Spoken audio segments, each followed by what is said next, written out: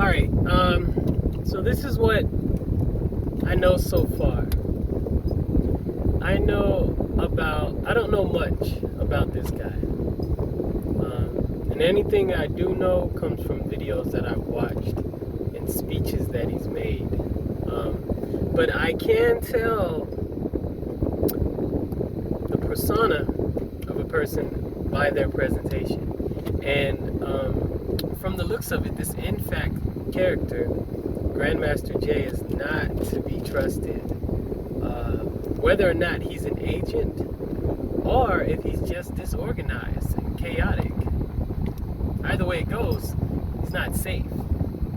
He doesn't come from the traditional Afrocentric, African-oriented liberation movements. There is a lot of support for this person. I became aware of him, like everybody else on the news. I saw the guns or whatever coming out, and it was kind of awkward and weird, like it just sprang out of nowhere. And that was that.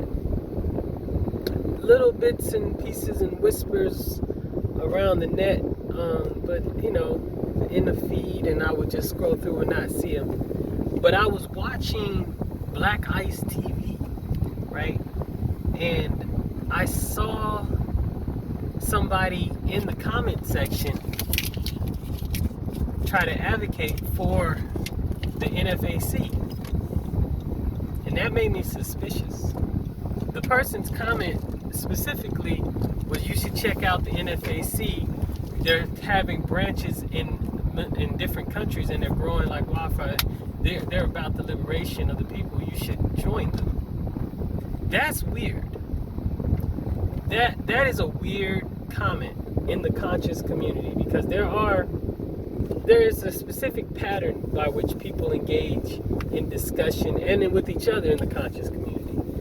Especially if you've been around for a while, you begin to see these patterns repeat, these personality types repeat themselves. And that's not one of them. That's not a speech pattern that anybody in the conscious community has had. There's no recruiting like that. Just join to join. People of African descent are not upset just to be upset. There's no desire to go out and hurt just to hurt. There's restitution is what is actually what people are striving for in the black community, to restore their wholeness of being. Once we become conscientious and aware of the greater world, typically what we become conscientious and aware of is that something has been taken from us, and that we need to go on a journey to restore that part of ourselves.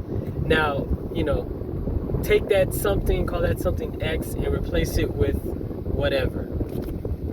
My Muslim identity, my African identity, my true identity, my culture, my history. That is the X that has been taken from us, and that is the restitution that we seek along our path. Our freedoms are taken from us. We are threatened in our community, and we need to defend ourselves. The offense is not really something we've ever been about. This Nfac character is ridiculously weird in the fact that he does not have a historical basis for his movement. Like, he's not the first person. You all are not the first person to carry guns in defense of our people. Check out the Deacons for Defense besides the Panthers, who did the exact same thing that you are doing. You're not the only ones.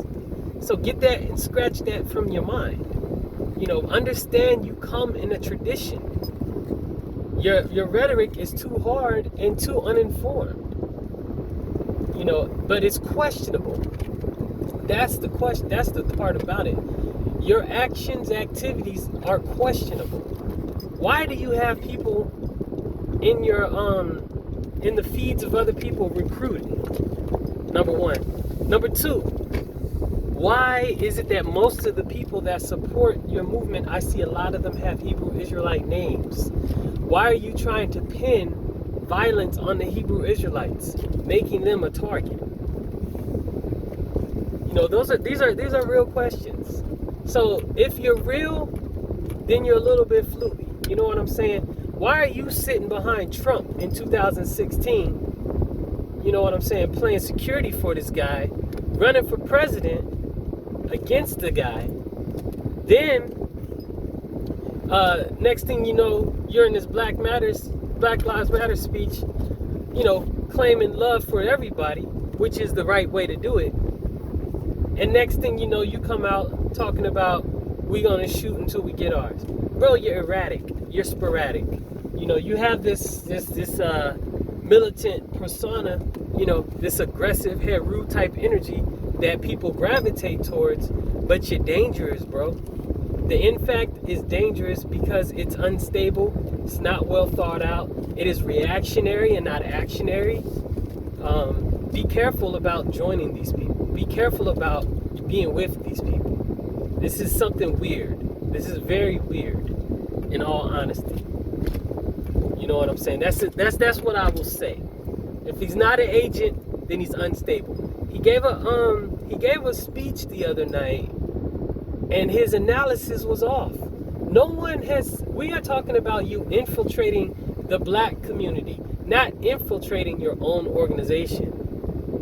His discussion was about him saying he thinks that we think he infiltrated his own organization. That's not what we're saying. You brought your presence to the black community and claimed to speak for people of African descent without any background in it. You just jump up. And that's suspicious in this time period.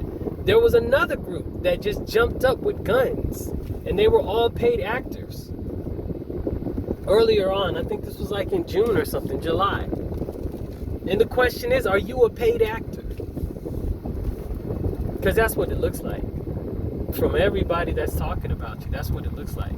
You came out too fast. You don't have a history. You know what I'm saying? Too much, too soon, too fast. That's what it is, man. And anybody looking to join, be careful. Be careful. The liberation movement is about restitution of character and of person and of self. It's about having wholeness in personhood. It's not about violence.